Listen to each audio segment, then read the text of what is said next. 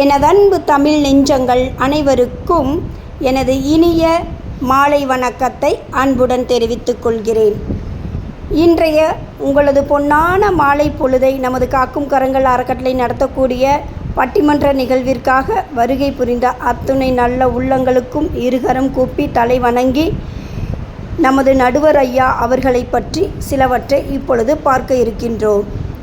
இன்றைய தலைப்பு, இளைஞர்களுக்கு அவசியமானது அறிவின் பெருக்கமா உறவின் நெருக்கமா? இந்த தலைப்பிற்கு ஒரு நடுநிலை தீர்ப்பை வழங்குவதற்காக நமது தமிழ் மன்னன் முனைவர் கவிஞர் நாதன் ரகுநாதன் ஐயா அவர்கள் வந்திருக்கின்றார். செந்தமிழ் நாடான கோவை மாநகரை அடுத்துள்ள திருப்பூரில் 20/12/1952 பிறந்தவர் நம் கவிஞர் நாதன் ரகுநாதன் ஐயா அவர்கள். இவர் சிறு வயது முதலே கலை இலக்கிய நாடகங்களை எழுதி வந்தார். கவிதையில் ஆர்வம் கொண்டு மேடைகளில் கவிதை பாடி வந்தார். நாடகங்கள் பலவற்றையும் எழுதி நடித்துள்ளார். கவிஞருடைய முதல் நாடகம் சிவந்த மலர்கள், அதன் பிறகு தியாகத்தின் நிழல், தாயகம் மீட்ட தலைவன், மன்னர் மகுடம், சோழ இளவரசி, இணையாத மலர்கள், சொல்லத் தெரியாத சொந்தங்கள், பிறந்தவர், மணல்கோட்டை, திருந்தி வாழ்ந்தாள், காதல் திருவிழா, மாறாத மனம் போன்ற எண்ணற்ற நாடகங்களை எழுதியுள்ளார். ஐயா அவர்கள் எழுதிய சிறுகதைகளில் சில மனத்தோரணங்கள், பாரதி யுகம், உரசல், மத்தாப்பு, பட்டம் கிடைத்துவிட்டது, உண்மை அன்பு, மனச்சாட்சி, மோகத்துக்கு பரிகாரம், மரணம், முகூர்த்தம், கருவுக்கு தண்டனை, ஐயரும் அக்பரும், புதிய சகாப்தம், கருணை மனு, குருட்டு பிடிவாதம், மாறும் கடவுள் ஒருவரே மற்றும் 1000த்திற்கும் மேற்பட்ட கவிதைகளையும் இவர் இயற்றியுள்ளார். இளமை, புதிய பார்வை, இடியோசை, தமிழ் நீதி போன்ற தமிழ் சிற்றிதழ்களையும் படைத்துள்ளார்.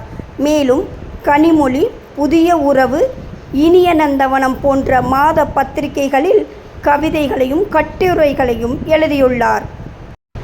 சாவித்திரி பத்திரிகையில் நீங்கள் பிரதமரானால் என்ற தலைப்பில் இவர் ஆற்றிய உரைகள் அற்புதமாய் அமைந்திருந்தது. திருப்பூரில் கல்கி நடத்திய பணப்புழக்கம் வளர்ச்சிக்கா வீழ்ச்சிக்கா என்ற பட்டிமன்றத்தில் இவரது பேச்சுக்களை அத்துணை மனதிலும் மாறா இன்பத்தை அளிக்கும் வகையில் நகைச்சுவை மிகுந்ததாய் அமைந்திருந்தது. சன் டிவி விசுவின் அரட்டையரங்கம், சன் டிவி டி ராஜேந்தரின் அரட்டையரங்கம், அப்துல் ஹமீது அவர்களின் அறிவு துணுக்கு போட்டி, கோவை டிவியில் நல்வழி இயக்க நேரடி சிந்தனை நிகழ்ச்சிகளிலும் பங்கு பெற்று வருகின்றார். திருப்பூர் கரண் டிவியில் இவரது சொற்பொழிவுகள் நடைபெற்று கொண்டிருக்கின்றன. பொட்டுக்கண்ணி சின்னைத்திரை காவியமும் படைத்திருக்கின்றார். நமது டிவியில் தொடர்ந்து பட்டிமன்ற நிகழ்வுகளில் பங்கு பெற்று வருகின்றார். பல நாடகங்களில் பாடல்களை இயற்றியுள்ளார். பள்ளி மற்றும் கல்லூரிகளில் ஆன்மீக சொற்பொழிவுகளை ஆற்றி வருகின்றார். ரோட்டரி கிளப் சார்பில் நடைபெற்ற கலாச்சார பன்னாட்டு விழாவில் இவரது உரை மிகவும் சிறப்பு பெற்றதாய் திகழ்ந்தது. கோவை தமிழ் செம்மொழி மாநாட்டில் இவர் பேசிய பேச்சுக்கள் இன்றளவும் மனதில் நீங்கா இடம் பிடித்து நிற்கின்றன. டெல்லி தமிழ்ச் சங்கத்தில் நடைபெறும் கலந்துரையாடலில் இவரின் பங்களிப்பு என்றுமே இருக்கும்.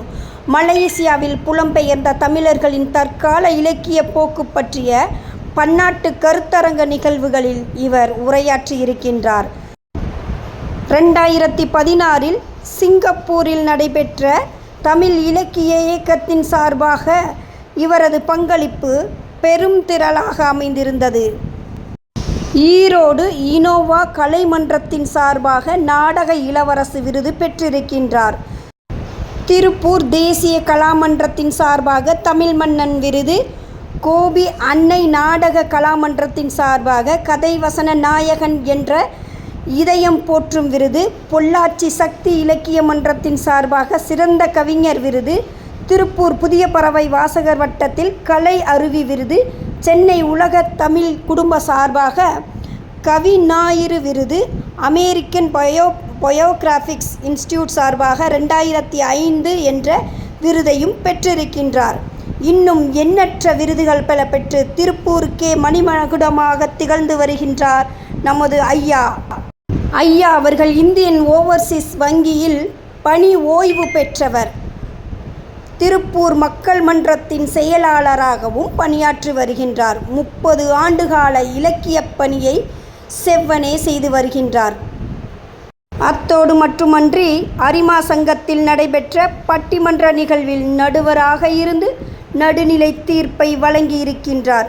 அத்தகைய மேதகு தமிழ் மன்னன் முனைவர் கவிஞர் நாதன் ரகுநாதன் ஐயா அவர்கள்தான் இன்று நமது பட்டிமன்றத்தில் அறிவின் பெருக்கமா அல்லது உறவின் நெருக்கமா என்ற பட்டிமன்றத்திற்கான நடுநிலை தீர்ப்பை வழங்க இருக்கின்றார் என்பதில் நம் அத்துணை பேருக்குமே பெருமிதம்தான்.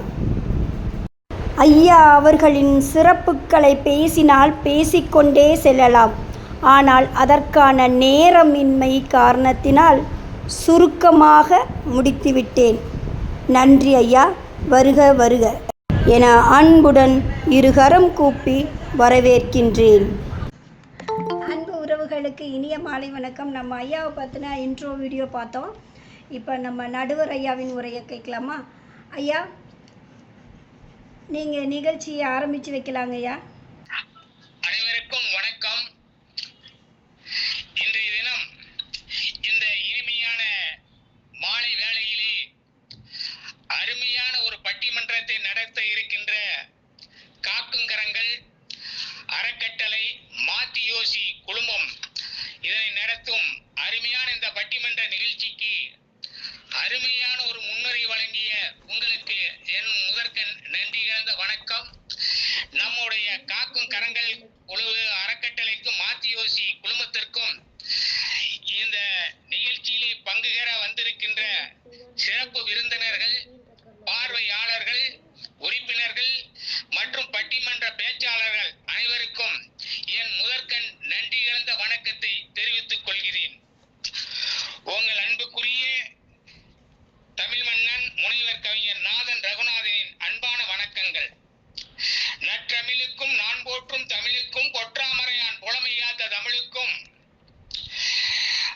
நற்றமிழ் புலவர் நக்கீரனார் அவருக்கும் திருக்குறளாம் அறத்துப்பால் பொருட்பால் இன்பத்துப்பால் தந்து உலக பொறுமறை தந்த ஐயன் வள்ளுவருக்கும் யாதும் ஊரே யாவரும் கேளீர் என்று உலக மக்களை ஒன்றிணைத்த கனியின் பூங்குன்றனாருக்கும் அவை பாட்டிக்கும் உலகிலேயே தொன்மையான மொழி, நாகரீக மிக்க மொழி தமிழ் மொழி என்ற அந்த தமிழ் மொழிக்கு தானே தலைவியாய் வீற்றிருக்கின்ற அன்னை தமிழுக்கும் இந்த நிகழ்ச்சியை கண்டு கொண்டிருக்கின்ற அனைத்து பார்வையாளர்களுக்கும் நண்பர்களுக்கும் மீண்டும் ஒரு முறை என்னுடைய நன்றி கலந்த வணக்கத்தை தெரிவித்துக் கொள்கின்றேன்.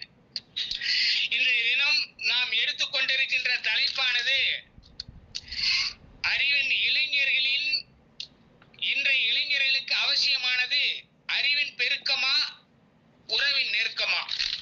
ஒரு அருமையான தலைப்பு, யாரும் எதிர்பார்க்காத ஒரு அருமையான தலைப்பு.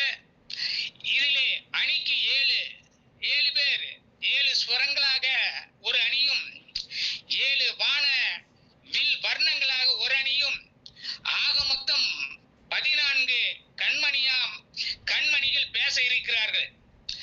அவர்களுக்கான ஒரு அருமையான தலைப்பு இன்றைய இளைஞர்களுக்கு அவசியமானது அறிவு பெருக்கமா உறவின் நெருக்கமா. இது ஆழ்ந்த சிந்தனையை கூறுகிறது. அறிவு பெருக்கம் என்பது ஆழ்ந்த சிந்தனையை கூறுகிறது. உறவின் நெருக்கம் என்பது பாசத்தின் இணைப்பை கூறுகிறது. அது எந்த வகையிலே இன்றைய இளைஞர்களுக்கு அவசியமானது என்ற கருத்தை சிறப்பாக பேச இருக்கின்ற பேச்சாளர்களுக்கு வழிவிட்டு